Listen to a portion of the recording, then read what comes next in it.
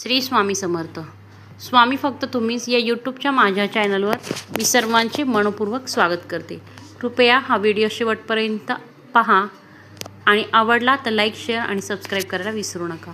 आज मी तुम्हाला रामरक्षा या स्तोत्राचं महत्त्व सांगणार आहे.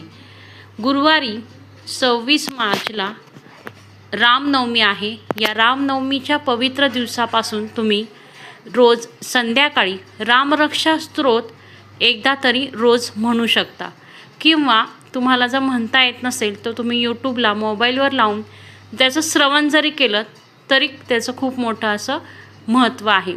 तर रामरक्षा स्तोत्र हे एक शक्तिशाली आध्यात्मिक कवच आहे की ज्याच्यामुळं वाईट शक्ती, भीती, शारीरिक रोग याच्यापासून आपलं रक्षण होत असतं.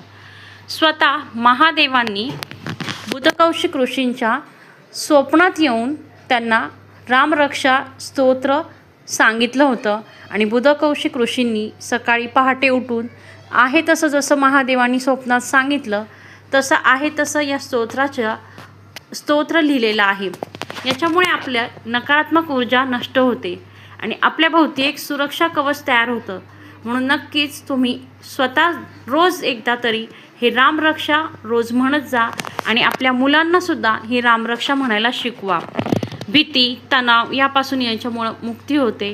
परत आरोग्य, मानसिक शारीरिक आरोग्य चांगलं राहण्यासाठी, आपले ग्रहदोष दूर होण्यासाठी, सकारात्मक ऊर्जा आणि वाईट शक्तींपासून आपलं रक्षण होण्यासाठी, आपली आध्यात्मिक उन्नती होण्यासाठी हे रामरक्षा खूप महत्त्वाचं आहे.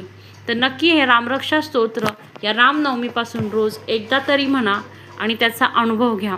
धन्यवाद. श्री स्वामी समर्थ.